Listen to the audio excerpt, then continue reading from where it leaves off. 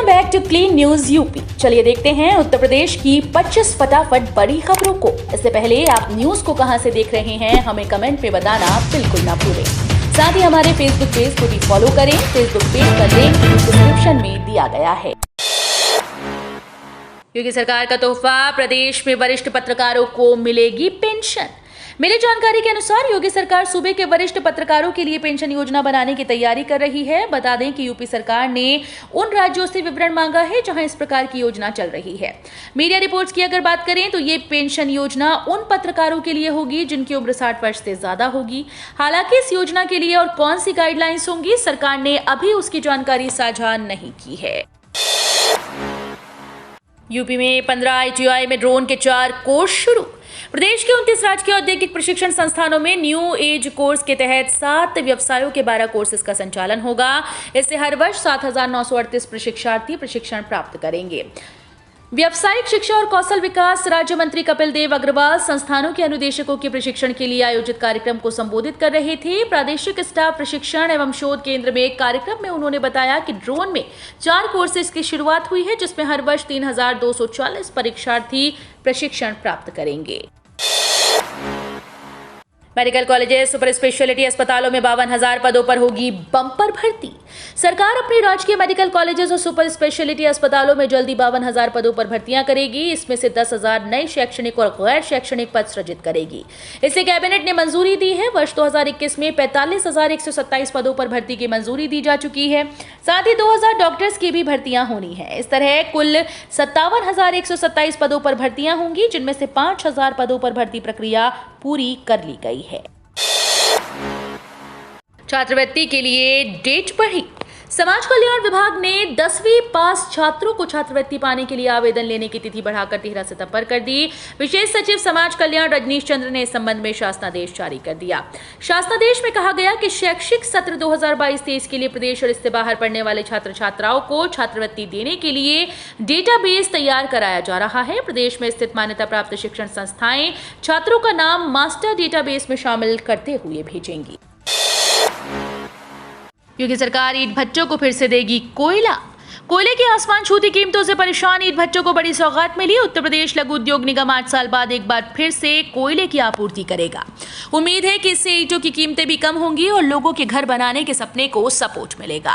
बाजार में 13 से 17,000 रुपए टन के भाव में कोयला खरीद रहे उद्यमियों को UPSIC 7500 से 8,000 रुपए टन में कोयला दिया जाएगा। इसका फायदा 19,000 ईंट भट्टों सहित 40,000 कारोबारियों को मिलेगा। शिक्षक भर्ती के संशोधित रिजल्ट को शासन की हरी झंडी। सहायता प्राप्त जूनियर हाई स्कूल में सहायक अध्यापकों के 1504 और प्रधान अध्यापकों के 390 पदों पर भर्ती के लिए आयोजित परीक्षा का संशोधित परिणाम जारी करने की अनुमति शासन ने दी है। परीक्षा नियामक प्राधिकारी कार्यालय के सचिव अनिल भूषण चतुर्वेदी ने 1 अगस्त को पत्र लिखकर पूर्व में 15 नवंबर 2021 को घोषित परीक्षा फल निरस्त करने की अनुमति मांगी, ताकि संशोधित परिणाम जारी किया जा सके। यूपी परिवहन आयुक्त के खिलाफ NBW जारी। इलाहाबाद हाईकोर्ट ने यूपी के परिवहन आयुक्त के खिलाफ गैर जमानती वारंट जारी कर दिया है। यह आदेश जस्टिस करुणेश सिंह पवार ने याची विवेक कुमार शुक्ला की याचिका पर दिया। परिवहन आयुक्त ने कोर्ट से 3 माह में जांच पूरी करने और हाजिर होने का आदेश दिया। परिवहन आयुक्त न हाजिर हुए और न ही जवाब दाखिल किया। सीएम योगी ने बाढ़ प्रभावित इलाकों का किया दौरा। सीएम योगी बुधवार को बाढ़ प्रभावित क्षेत्रों का निरीक्षण करने वाराणसी पहुंचे। सीएम ने एनडीआरएफ के नाव से बाढ़ प्रभावित इलाकों का जायजा लिया। इसके बाद 80 घाट स्थित गोयंका विद्यालय में बनाए गए बाढ़ पीड़ितों के शिविर में पहुंचे। वहां बाढ़ प्रभावित परिवारों को राहत सामग्री बांटी। बाढ़ प्रभावित परिवारों से सीएम ने कहा कि घबराएं नहीं, इस संकट की घड़ी में सरकार आपके साथ है। ओम प्रकाश ने शिक्षक की नौकरी छोड़ किया बड़ा काम, पीएम मोदी ने भी की तारीफ। शिक्षक से डिजिटल उद्यमी बने ओम प्रकाश सिंह और CSC में महिलाओं से संबंधित सभी काम संभालने वाली उनकी पत्नी पद्मिनी ने शुरुआती सफलता के लिए आसपास फ्री ब्रॉडबैंड कनेक्शन दिए। 1 महीने का 3 महीने का कनेक्शन मुफ्त देने के पीछे ये सोच थी कि जब लोगों को इस सरकारी इंटरनेट सुविधा का पता चलेगा और लोगों का अनुभव भी कुछ समय तक अच्छा रहेगा तो खुद ही लोग इसके लिए आगे आएंगे और फिर रिचार्ज करवाते रहेंगे। यही ट्रिक काम कर गई और हसनगंज ही नहीं, आसपास के दूसरे क्षेत्रों में भी ओम प्रकाश और पद्मिनी के सेंटर से लोग कनेक्शन लेने लगे। ओम प्रकाश ने अब तक 82 ग्राम पंचायतों में कनेक्शन दिए हैं। स्कूल, आंगनबाड़ी केंद्र, अस्पताल जैसी जगह पर अब भी वो मुफ्त कनेक्शन देते हैं। मनरेगा में बंद होंगे चोरी के हर दरवाजे। मनरेगा श्रमिकों की मजदूरी में चोरी और उनका शोषण किए जाने की घटनाओं पर पूरी तरह से अंकुश लगाने की व्यवस्था केंद्र सरकार ने दी है। राज्यों को मनरेगा के कार्यों में पारदर्शिता के लिए 5 बिंदुओं पर काम करने के निर्देश दिए, जिसके तहत हर जिले में मनरेगा लोकपाल की तैनाती की जानी है। राज्य के 46 जिले जहां पर मनरेगा लोकपाल नहीं थे, वहां के लिए लोकपाल का चयन कर लिया गया है। इनकी तैनाती जल्द कर दी जाएगी। ताजमहल का नाम तेजो महालय होगा। आगरा नगर निगम में अहम प्रस्ताव पर चर्चा। ताजमहल का नाम तेजो महालय करने की मांग फिर से तेज हो गई है। अब नगर निगम सदन में भी गूंजेगी। भाजपा पार्षद शोभाराम राठौर ने इसे प्रस्ताव बनाकर बुधवार को होने वाली नगर निगम के सदन की बैठक में पेश करने का फैसला किया। इस पर अधिकारी मौन है, लेकिन मेयर का कहना है कि प्रस्ताव आया है, सदन में पढ़ा जाएगा और सभी पहलुओं पर विचार करने के बाद आगे की कार्रवाई होगी। पार्षद शोभाराम राठौर का तर्क है कि नगर निगम ने 4.5 वर्षों में सड़कों और चौराहों का नामकरण किया, इसलिए अब वो ताजमहल का नाम तेजो महालय रखने का प्रस्ताव नगर निगम में पेश करेंगे। अलीगढ़ में हिजाब न पहनने पर नर्सरी की बच्ची को स्कूल से निकाला। अलीगढ़ में एक व्यक्ति ने अपनी बेटी को हिजाब न पहनने के कारण उसे इस्लामिक मिशन स्कूल से निष्कासित करने की शिकायत दर्ज कराई है। उसे हिंदी भी नहीं पढ़ाई जा रही थी। मामले में बेसिक शिक्षा अधिकारी द्वारा गठित टीम जांच को पहुंची, जहां उन्होंने दोनों पक्षों के बयान दर्ज किए। बुधवार को कमेटी अपनी रिपोर्ट बेसिक शिक्षा अधिकारी को सौंप दी गई। पुणे महाराष्ट्र की तर्ज पर लखनऊ चारबाग स्टेशन की हाईटेक होगी सुरक्षा। लखनऊ जंक्शन रेलवे स्टेशन को विश्व स्तरीय बनाए जाने के कवायद के बाद स्टेशन की सुरक्षा व्यवस्था को और भी पुख्ता किया जाएगा।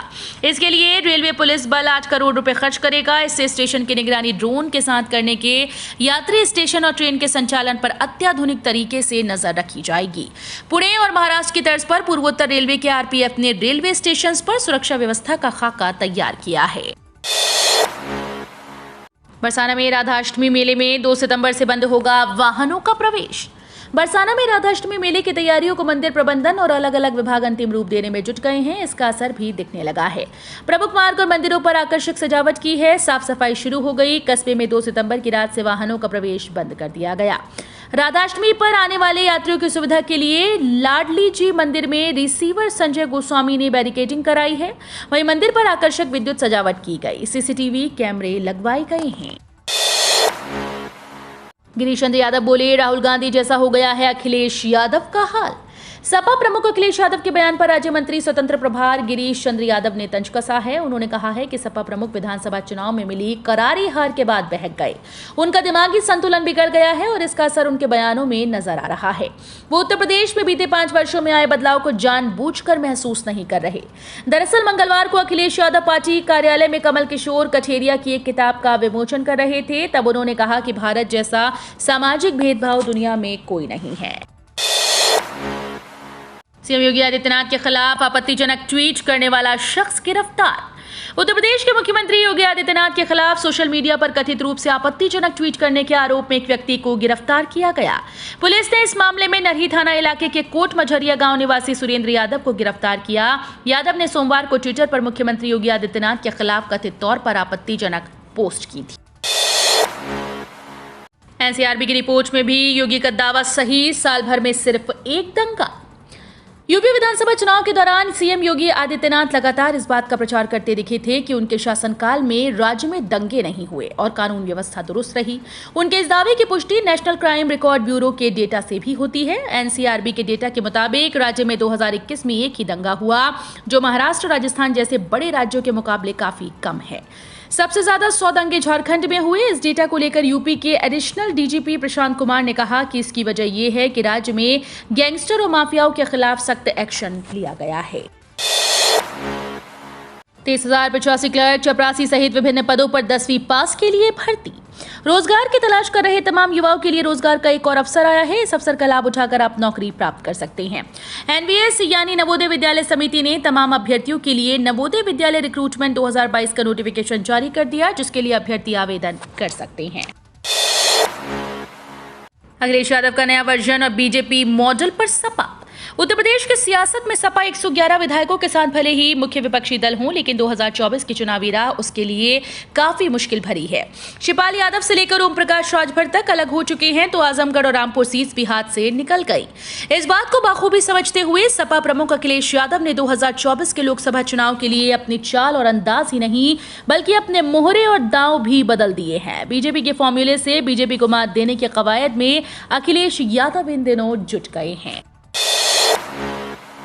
सिग्नल तोड़ने पर भी नहीं हो रहा मनबड़ों की गाड़ी का चालान। ट्रैफिक चालान से बचने के लिए मनबड़ों ने अपनी गाड़ी के आगे का नंबर प्लेट गायब कर दिया। सिग्नल तोड़ने के दौरान आगे का नंबर प्लेट नहीं होने से ITMS का कैमरा उन गाड़ियों का चालान नहीं कर पा रहा है। वहीं कुछ वाहन मालिकों ने अपने नंबर प्लेट को रॉड की आड़ में छिपा रखा है, जिससे कैमरा नंबर कैप्चर नहीं कर पा रहा। यही वजह है कि अब SP ट्रैफिक ने ऐसे वाहनों की जांच कर कार्रवाई का निर्देश दिया।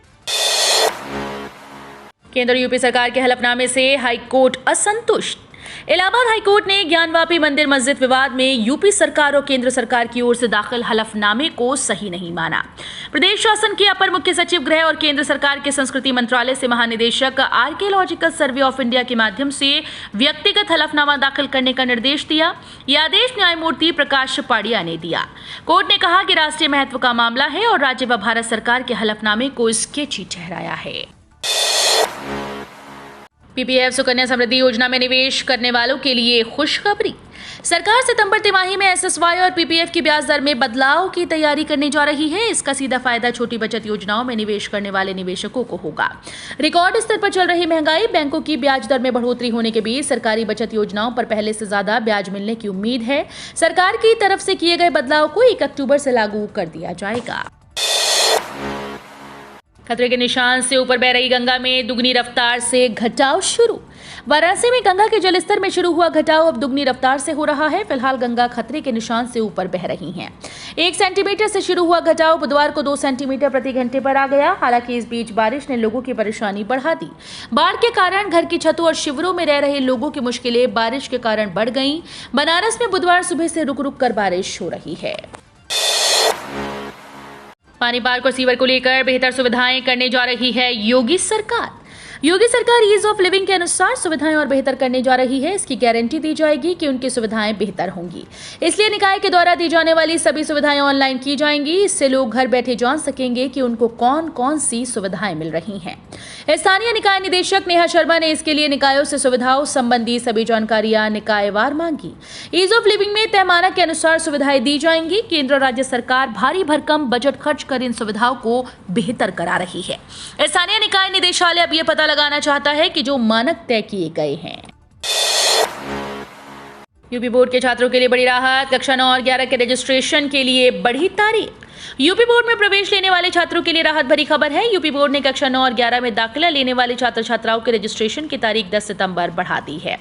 छूटे हुए छात्र पंजीकरण कर सकते हैं। शहर और ग्रामीण इलाकों में 650 से अधिक राजकीय इंटर कॉलेज, अशासकीय विद्यालय, वित्त विहीन स्कूल हैं। दोनों कक्षाओं में 80,000 से अधिक छात्र छात्राओं के पंजीकरण हो चुके हैं। स्कूल्स में अभी दाखिले हो रहे हैं, जिसके चलते माध्यमिक शिक्षा परिषद ने पंजीकरण की तारीख बढ़ाई है। तो ये थी आज की 25 फटाफट बड़ी खबरें। अगर आपको न्यूज़ पसंद आई हो तो वीडियो को लाइक और शेयर जरूर करें। धन्यवाद।